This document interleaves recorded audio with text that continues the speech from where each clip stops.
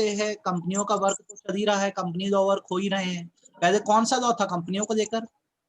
1956। Companies act 1956 1956 था, है ना? तो क्या उस टाइम गवर्नमेंट पेपर जमा नहीं होता, पेपर वर्क नहीं होता था? जैसे तुमको कंपनी बनानी है, शेयर अलॉट करने, पेपर वर्क तो होता ही था ना। तो सारा काम उस टाइम क्या था, फिजिकल हुआ करता था। सारे फिजिकल पेपर सबमिट करने होते थे मिनिस्ट्री ऑफ कॉर्पोरेट अफेयर के पास, एमसीए के पास। पर इसमें क्या होता था, मिस्टेक्स बहुत ज्यादा होती थी और पेपर बहुत वेस्टेज होता था। तो एक इनिशिएटिव दिया गया कि जो पूरा सिस्टम है कंपनी लॉ को, इस सिस्टम को इलेक्ट्रॉनिक कर दिया जाएगा। इलेक्ट्रॉनिक करने का मतलब ये है कि जो भी होगा सबमिशन सब ऑनलाइन होगा। पहले बताओ, इसमें कोई तकलीफ? No sir. नहीं। तो यहीं से एक टर्मिनोलॉजी निकल के आई है जिसको बोलते हैं ई गवर्नेंस की टर्मिनोलॉजी, जो ये कहती है कि कंपनी लॉ का सारा वर्क जो है अब इलेक्ट्रॉनिकली होगा। तो ई मतलब होता है इलेक्ट्रॉनिक, गवर्नेंस मतलब होता है रनिंग ऑफ द कंपनी। अब कंपनी जैसे भी चलेगी वो पूरा ऑनलाइन मेथड से ही सारे काम होंगे। पहले बताओ कितना क्लियर है मेरी बात? पूरा सर। अच्छे समझ आई?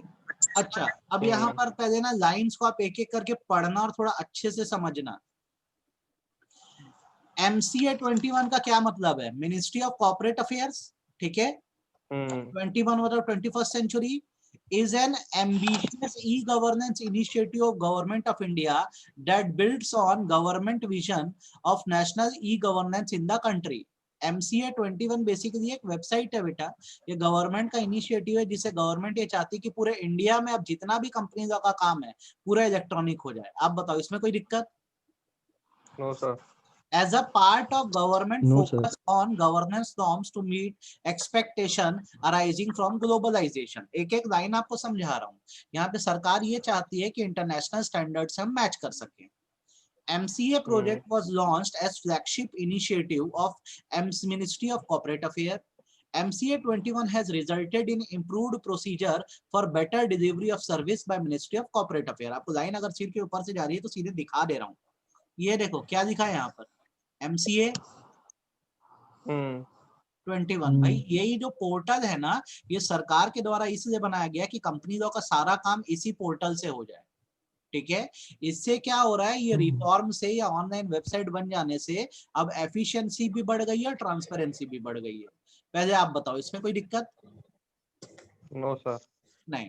तो ये जो ई गवर्नेंस सिस्टम है बेटा हमारे देश में, ये पब्लिक प्राइवेट मॉडल पे चलता है। मतलब वेबसाइट सरकार की है लेकिन मेंटेन करने का काम प्राइवेट सेक्टर की ऑर्गेनाइजेशन करती है। जैसे ये वेबसाइट आप जो देख रहे हो ना, ये जो वेबसाइट आपको दिख रही है, यहाँ पे देखना कहीं ना कहीं नीचे लिखा होगा कौन मेंटेन कर रहा है। दिया है क्या?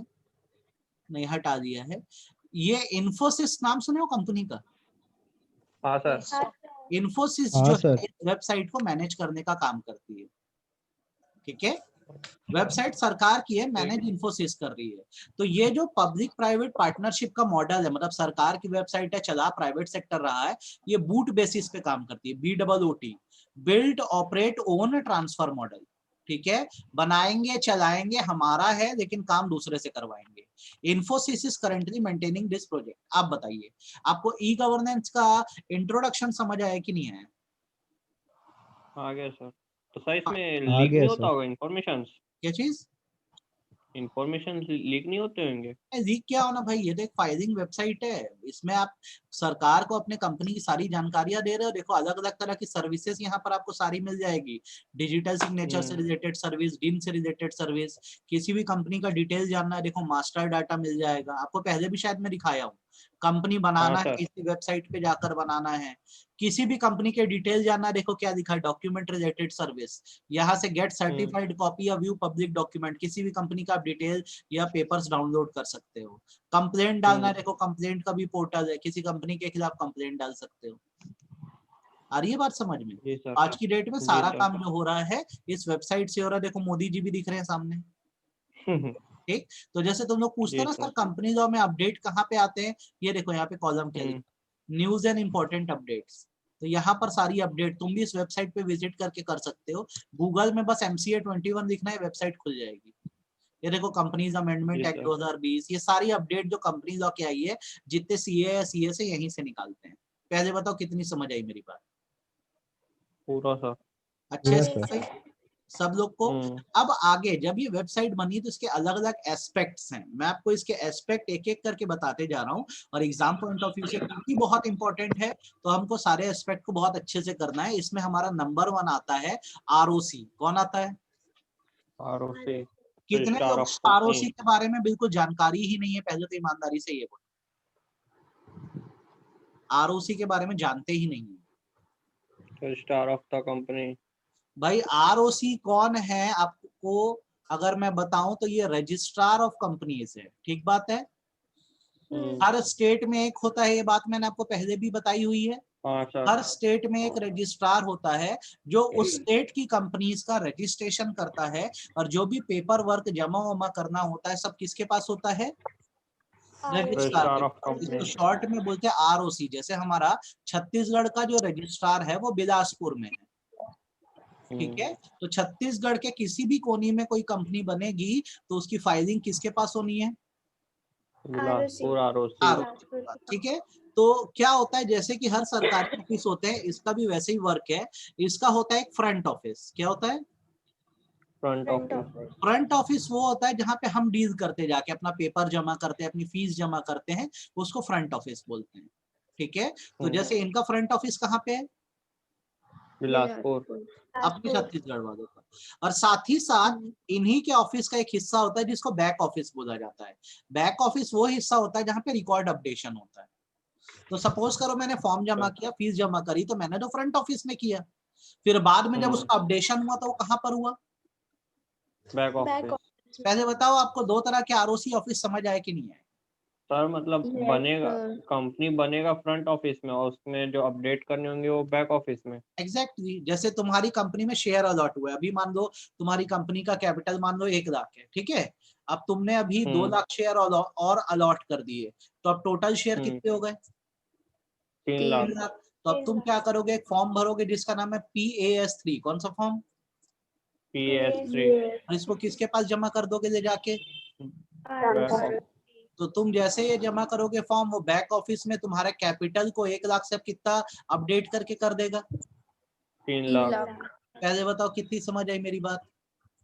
पूरा सर। अच्छे से आया। अब भाई देखो, तुम्हारे पास 2 रास्ते हैं। एक रास्ता तो ये है कि तुम फॉर्म पकड़ के सीधे जाओ और वहां जाके जमा करो, तो हम इसको बोलेंगे फिजिकल फ्रंट ऑफिस। क्या बोलेंगे? Physical front office.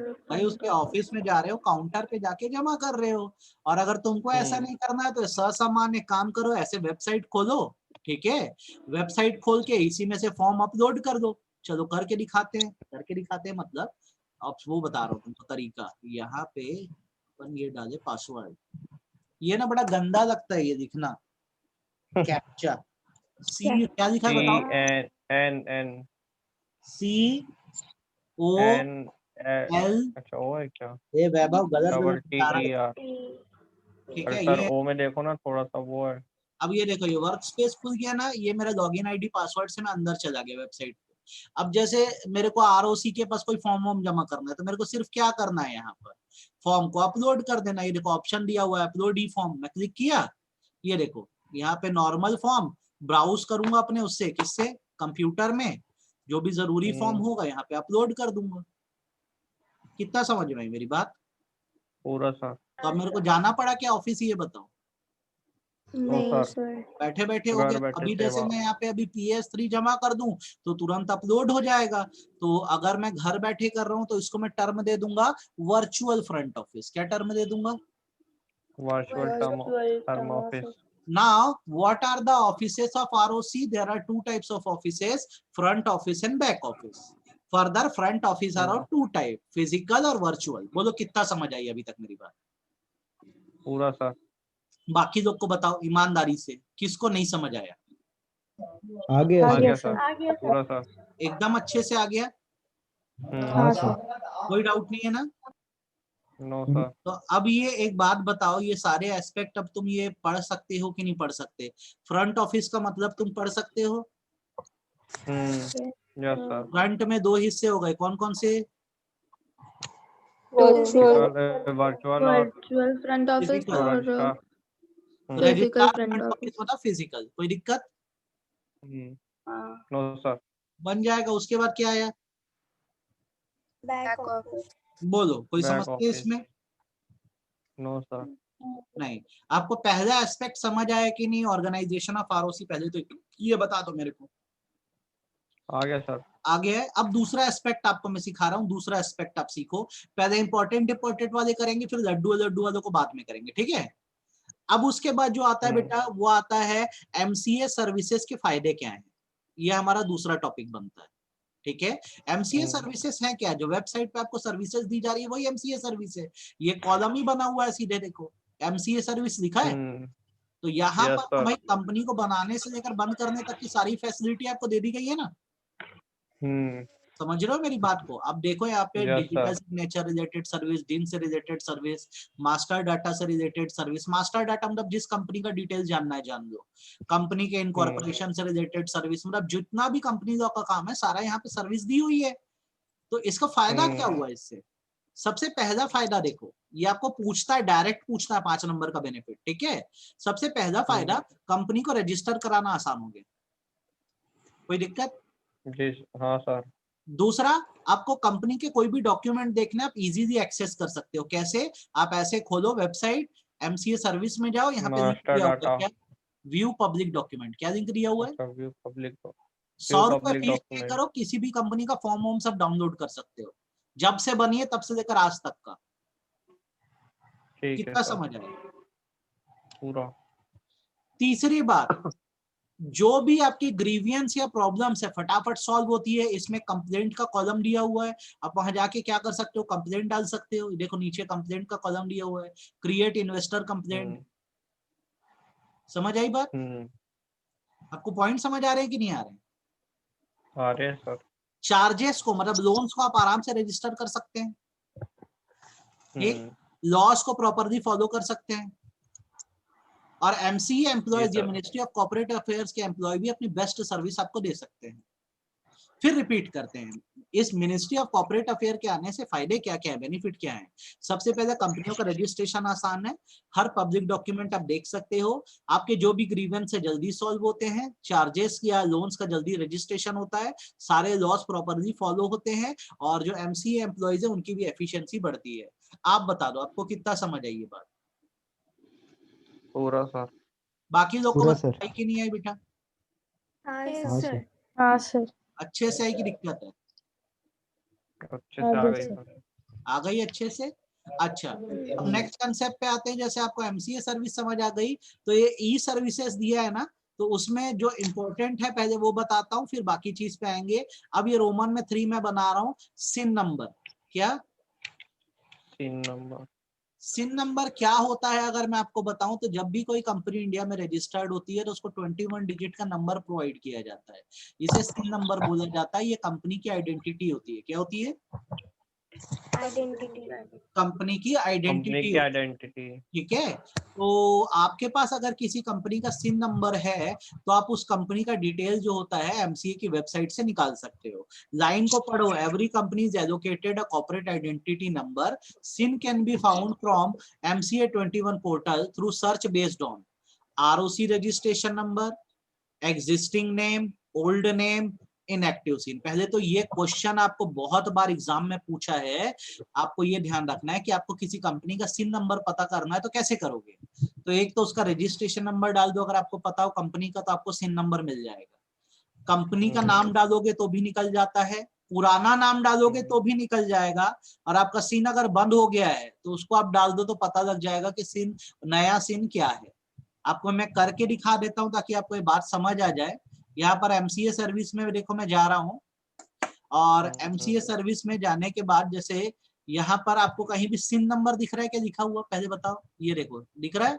हाँ ये है। हाँ हाँ सर। क्या लिखा है यहाँ पे? पॉइंट सिन। तो अब यहाँ पे क्या क्या दिया है देखो ऑप्शन। अगर मेरे को किसी कंपनी का सिन नंबर डालना है तो मैं क्या क्या डाल के निकाल सकता हूँ सिन नंबर?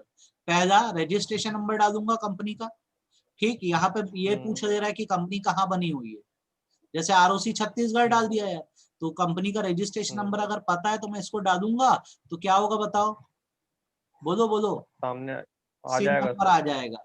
दूसरा, सिन नंबर आ कंपनी का जाएगा नाम सर। डाल के भी आ सकता है, पुराना सीन या हम्म। इनएक्टिव सीन है तो वो डाल के भी आ सकता है, और पुरानी कंपनी का नाम डालोगे तो भी आ जाएगा। पहले बताओ इतनी बार समझ आई कि नहीं? तो जैसे Yes, मैं sir. क्या करता हूँ यार, हाँ, एक sir. काम करता हूँ, एग्जिस्टिंग नेम डालता हूँ। चलो कंपनी मान लो कहाँ बनी है या किस नाम से स्टार्ट हो रही है, तो चलो स्टार्ट विथ अपन यहाँ पे लिखते हैं रिलायंस। क्या लिखते हैं? रिलायंस। लिख दिए रिलायंस। अब इसको एक बार यहाँ पे, यार ये बड़ा गंदा लगता है यार, क्या लिखा है बोलो तो? SCAINED। वो ओ है, Can एस ओ है। SOAINED. अरे सारे ओ में ही गलती हो रहा है। ये देखो इतनी सारी कंपनी है रिलायंस के नाम से, यहाँ पे क्या दिख रहा है तुमको? Sin. Sin number. नंबर अब इसको पिन थोड़ा सा नंबर। डिकोड भी कर देते हैं अपन। क्या करते हैं? D Decode. कोड। अब यहाँ पे तुम देखोगे पहला वर्ड क्या लिखा है? U. यू बताता U। है कि आपकी कंपनी स्टॉक एक्सचेंज में लिस्टेड है कि नहीं है, रजिस्टर्ड है कि नहीं। यू लिखा है मतलब अनलिस्टेड है, स्टॉक एक्सचेंज में रजिस्टर्ड नहीं है। अगर रजिस्टर्ड होती तो एल लिखा होता। Okay. पहले बताओ ये बात समझ आई कि नहीं? सर रिलायंस तो लिस्टेड है ना? रिलायंस नाम से बहुत सारी कंपनियां इंडिया में है ना बेटा, खाली अंबानी वाली थोड़ी ना है। तुम भी बना सकते हो रिलायंस नाम अच्छा। से। तो ये देखो ये यू लिखा है मतलब अनलिस्टेड है। अच्छा एक यहाँ पे दिखा दे तो कोई एल वाली भी होगी। देखो हाँ, यहाँ क्या लिखा नीचे है? लिखा है सर एल वाला। एल। एल वाली हाँ मतलब ये ये क्या है? एल। लिस्टेड। लिस्टेड है। ठीक है, लिस्टेड मतलब शेयर बाजार में। पहले बताओ ये बात समझ आई कि और नहीं? सर वो लिक्विडेशन मतलब वो लिक्विड Yes, sir. मतलब वाइंडिंग अप में चल रही होगी। अरे कहाँ लिखा लिक्विडेशन? ये हाँ हाँ ये बंद वो होने लिखा है वाला ना। हाँ है। एक्टिव एक्टिव जो लिखा है ना, मतलब स्ट्राइक ऑफ मतलब गई, कंपनी बंद हो गई। अच्छा। ठीक है, तो देखो पहला शब्द समझ आया कि नहीं? First digit. Yes, sir. Yes sir. अगले 5 डिजिट जो है 15429, ये कंपनी का इकोनॉमिक एक्टिविटी नंबर है। क्या है? Economic activity. ये कोड है कि कंपनी क्या वर्क करती है। ठीक, जब फॉर्म भरते हैं तो कोड हमको मिलता है, इसको फीड करना होता है, तो ये इकोनॉमिक एक्टिविटी कोड है। आगे क्या लिखा है? 5 डिजिट समझ AP। है, इकोनॉमिक एक्टिविटी हाँ, नंबर है। yes, sir. AP मतलब स्टेट का नाम, Andhra Pradesh. State. Andhra Pradesh. Andhra Pradesh AP, AP लिखा है वो। हाँ टीजी मतलब तेलंगाना। Yes sir. ये तेलंगाना। मतलब गुजरात। तेलंगाना। ठीक है, गुजरात। ये आगे 1978 का मतलब क्या? Year of incorporation. Year of incorporation. Incorporation. आगे क्या लिखा है? 1978. आगे क्या? 1920. LC। LC double O. PLC है ना। पीएलसी का मतलब होता है पब्लिक कंपनी। पीटीसी मतलब होता है प्राइवेट कंपनी। तो ये स्टेटस ऑफ कंपनी बता रहा है। फिर आगे के जो तुम्हारे 6 डिजिट है रजिस्ट्रेशन नंबर है। ठीक है, तो इसका डी कोडिंग Yes, sir. ऐसा होता है, ध्यान से सुनो। पहला डिजिट बताता है लिस्टिंग स्टेटस। क्या बताता है? Listing status. अगले 5 डिजिट इकोनॉमिक एक्टिविटी नंबर। फिर अगले 2 डिजिट स्टेट कोड। फिर अगले 4 डिजिट जो होते हैं वो ईयर ऑफ इनकॉर्पोरेशन बताते हैं, किस साल बनी। फिर अगले 3 डिजिट जो होते हैं वो बताते हैं नेचर ऑफ कंपनी, कैसी कंपनी है। अगर पीएलसी लिखा है तो पब्लिक है, पीटीसी लिखा हो तो क्या होती? प्राइवेट। फिर अगले 6 डिजिट जो है वो रजिस्ट्रेशन नंबर बताते हैं। तो ये जो रजिस्ट्रेशन नंबर है, अगर तुम यहाँ पे ऊपर डाले रहते ना यहाँ पर, तो भी तुमको ये सिन नंबर दिखा दिया रहता। बोलो कितना क्लियर है? पूरा सा। अब यहाँ पे जैसे तुम बोल रहे हो ना स्ट्राइक ऑफ हो गई है, तो ये तो कंपनी बंद हो गई है, तो ये सीन इनएक्टिव हो गया। तो यहाँ पर तुमको क्या डालना होता? Inactive scene. इनएक्टिव। इनएक्टिव। कितना समझ आया कंसेप्ट? पूरा सा। पूरा सर। तो बेटा ये एग्जाम में पूछता है कि सिन नंबर कैसे कैसे फाइंड आउट किया जाता है। तरीके समझ आ गए कि नहीं आ गए ये बता दो। आ गया सर। रजिस्ट्रेशन नंबर डालो, नया नाम डालो, पुराना नाम डालो, इनएक्टिव सिन डालो। आपको मैं शो भी करता जा रहा हूँ साथ साथ पूरा प्रैक्टिकली। ठीक है, तो जो भी इंडियन कंपनियों की चाहे लिस्टेड हो या अनलिस्टेड 21 डिजिट का नंबर मिलेगा। क्या होता है सीन? अगर शॉर्ट नोट आ गया तो दिखना फर्स्ट डिजिट क्या बताता है? Listing status. अगले 5 digit economic Economic activity. activity. अगले सर 2 डिजिट। इकोनॉमिक एक्टिविटीज क्या बोलते हैं, एक ही टाइप का होता है क्या? नहीं ना भाई, सबको अलग अलग मिलता है। अलग अलग है ना। सेलुलोज का अलग है, ठीक है, कोई डिस्ट्रीब्यूटर और मार्केटिंग वाला है तो उसका अलग है, होम वाले का अलग है, जिसका जैसा काम अच्छा, उसको। मतलब प्रॉपर एक काम के लिए एक नंबर दे दिया गया है। हाँ, जैसे मोबाइल लिमिटेड दिखा है तो भाई उसके लिए एक अलग कोड दिया गया है। आई बात समझ? वो भी Yes, शो sir. करूंगा कोड कैसे होता है, ठीक है। उसके हम्म, बाद क्या है, अगला 4 डिजिट बताता है ईयर ऑफ इनकॉर्पोरेशन। अगला 3 डिजिट क्या बताता है कि स्टेटस क्या है। अगर पीटीसी दिखा मतलब प्राइवेट है, पीएलसी दिखा मतलब पब्लिक है, और गवर्नमेंट कंपनी में जीओआई दिखा होता है। कोई दिक्कत? No sir. अगले 6 डिजिट जो होते हैं भैया वो रजिस्ट्रेशन नंबर होते आरओसी हैं। रजिस्टर्ड। आप बता दो कितना ठीक है समझ है आपको सिम का कंसेप्ट? पूरा सर। अभी आपको क्या क्या एस्पेक्ट मैंने पढ़ाए? आरओसी ऑफिस समझ आ गया, हम्म एमसीए सर्विस और Yes, उसके sir. फायदे समझ आ गए, सिम हाँ। समझ आया। हम्म अब एफसीआरएन पे आ जाओ। जैसे इंडियन कंपनी है तो उसको सिन नंबर मिलता है, वैसे अगर फॉरेन कंपनी को इंडिया में काम करना होता है तो उसको भी एक यूनिक नंबर दिया जाता है, जिसको फॉरेन कंपनी रजिस्ट्रेशन नंबर बोलते हैं। क्या बोलते हैं? Foreign company registration number. ये यूनिक आइडेंटिफायर है, इसको फीड करोगे तो फॉरेन कंपनी का डिटेल आपको मिल जाएगा। बोलो मन में जीवन में कोई समस्या? No sir. क्लियर है? श्योर हो? कोई डाउट नहीं है? Yes sir. चलो आगे देखो, सर समझो। बोलना बोलना। सर फॉरेन कंपनी में वो एफसीआर लिखे रहेगा ना? एफसीआरएन, हाँ एफसीआरएन। हाँ ठीक और है। ये भी 21 डिजिट्स का होता है क्या? नहीं 21 डिजिट का नहीं। नहीं वो जो गवर्नमेंट कंपनी है उसके बदले एफसीआरएन लिखा रहेगा ना सर? नहीं एफसीआरएन तो जैसे यहाँ पे सिन नंबर है ना अपना, ये एफसीआरएन नंबर है, और एफसी दिखाता है फॉरेन कंपनी में कोड, एफसी। अच्छा ठीक है। ठीक है सर। अच्छा उसके बाद नेक्स्ट आता है डिन नंबर। क्या आता है? दिन नंबर। डिन नंबर। जिसको भी कंपनी में डायरेक्टर बनना है उसको एक यूनिक नंबर देना होता है जो 8 डिजिट का होता है। कितने डिजिट का होता है? 8 डिजिट। इस 8 डिजिट के नंबर को लेकर ही आप किसी कंपनी में डायरेक्टर बन सकते हो, अदरवाइज डायरेक्टर नहीं बन सकते। ठीक है। सर आपको डायरेक्टर बनते कैसे हैं कंपनी में? डायरेक्टर बनने के लिए एक फॉर्म होता है, ठीक है, DIR-12 के नाम से। कौन सा फॉर्म? DIR-12। यहाँ पे कहाँ दिख रहा है बता मेरे को? DIR-12 दिख रहा है क्या कहीं?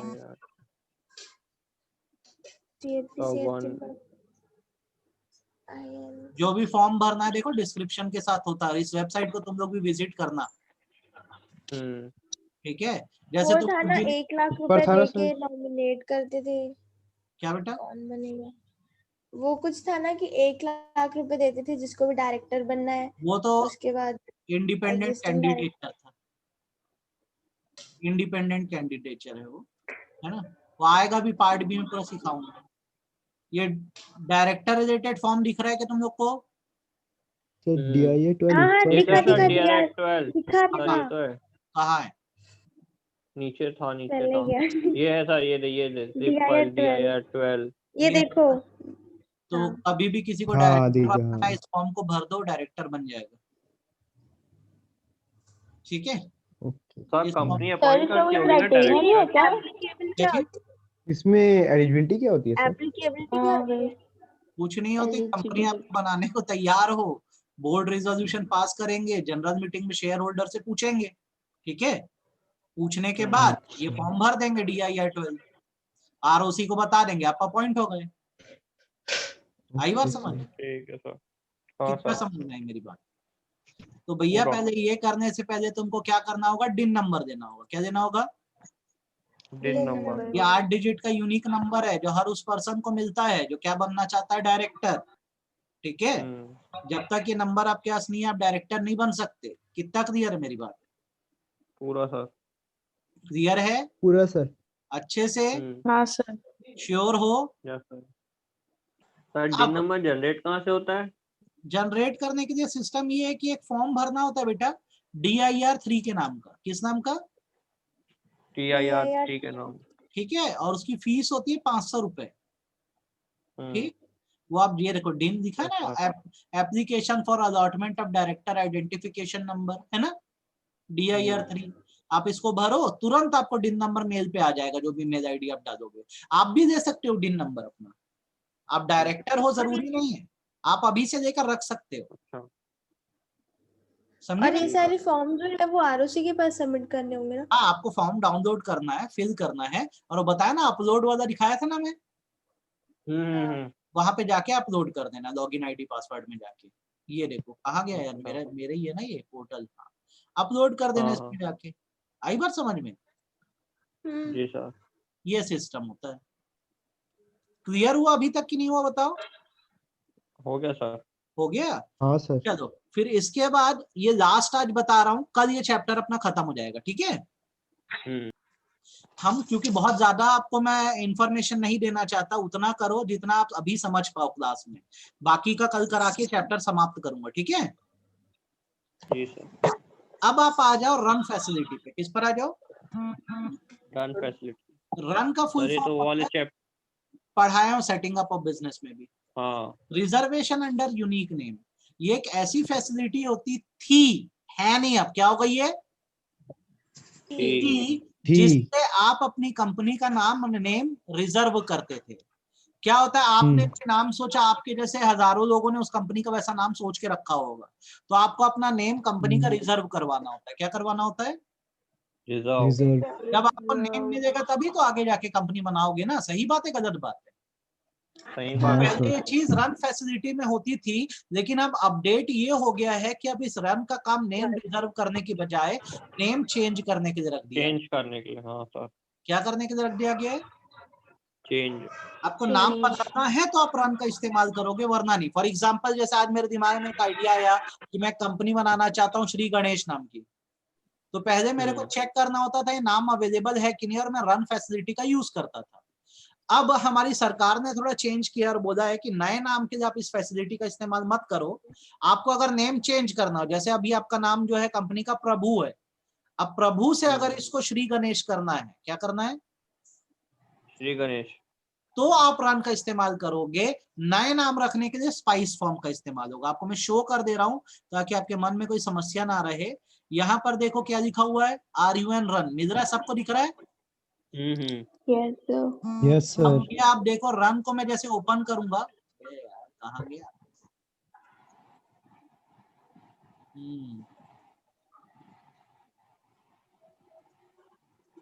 क्या लिखा यार? SUNKEST। पक्का है? हाँ सर। भाई खोलना।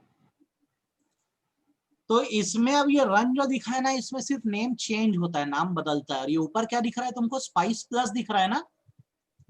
अब इसमें नया नाम रखा जाता है। नया नाम वाम रखना है तो स्पाइस प्लस फैसिलिटी का इस्तेमाल होगा, ठीक है? यहाँ पे क्या लिखा है, पढ़ो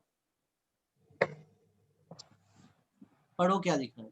MCA has revised the Rule 8 of Company Incorporation Rule from 10 मई 2019। अब आपको अगर नाम वाम चेंज करना है तो रन या स्पाइस फैसिलिटी का इस्तेमाल करें। ये लिखा है तो आप फैसिलिटी देख लो भैया क्या है। जैसे रन में आपको रिक्वेस्ट डालनी है तो नेम चेंज की रिक्वेस्ट जाएगी। किसकी जाएगी? क्या लिखा है? रिजर्व यूनिक नेम लिखा है ना। अब यहाँ पे क्या बोल रहा है? Enter CIN for change of name for existing company. Company का नाम बदलना है तो आप कंपनी का सिन नंबर डाल दो और अपना प्रपोज नेम डाल दो। क्या डाल दो? प्रपोज नेम मतलब क्या, अभी क्या नाम रखना चाहते हो। ऑटो चेक करो तो उसे पता लग जाएगा नाम अवेलेबल है कि नहीं है, ठीक? नहीं है। और यहाँ ये स्पाइस प्लस लिखा हुआ है आपका। ये स्पाइस प्लस देखो क्या दिया है यहाँ पर, दो तरह दिया हुआ है। क्या क्या दिया हुआ है देखो? न्यू एप्लीकेशन और एग्जिस्टिंग। न्यू एप्लीकेशन करूंगा तो यहाँ पे, अब यहाँ पे मेरे को कंपनी का नाम वाम रखने बोलेगा, ठीक है? तो आपको इस बात को समझ लेना है कि रन फैसिलिटी से सिर्फ नाम अब बदला जाता है, चेंज किया जाता है। और अगर आपको अब नया नाम चाहिए कंपनी का, अभी नई नई कंपनी बना रहे हो तो स्पाइस प्लस फॉर्म भरेंगे। क्या भरेंगे? Spice plus. कितना समझ आई मेरी बात? पूरा अच्छे से आ गई कि गई सिर के ऊपर से? आ गया सब सर। लोग आ बताओ गया सर। समझ आया? पूरा सर। आप आज इतना करो, ठीक है? कल सुबह हम लोग ये चैप्टर समाप्त कर देंगे। क्या कर देंगे? समाप्त कर देंगे ये चैप्टर, ठीक है बेटा? आप ये करो। कोई दिक्कत आपको इसमें? No sir. ये करो, नो सर। ठीक है? कल मिलते हैं हम लोग। गुंजा, श्रुति, हाँ सर। गुंजा, आपका आज मैं फोटो कॉपी में डाल दूं, शाम तक हो जाता है तो मैं कॉल करूंगा, आके ले जाना, नहीं तो कल ले जाना, है ना? हाँ सर। ठीक है? हाँ सर। तो बाकी लोग सबके पास नोट्स है ना? अब सर मैं अभी आके लूंगा। हाँ वैभव तू दे जाना, ऋषिता दे गई है, दाची सबके पास हाँ, नोट्स है तीनों ना? में, हाँ सर। चलो ठीक है, बाय बाय। Bye sir.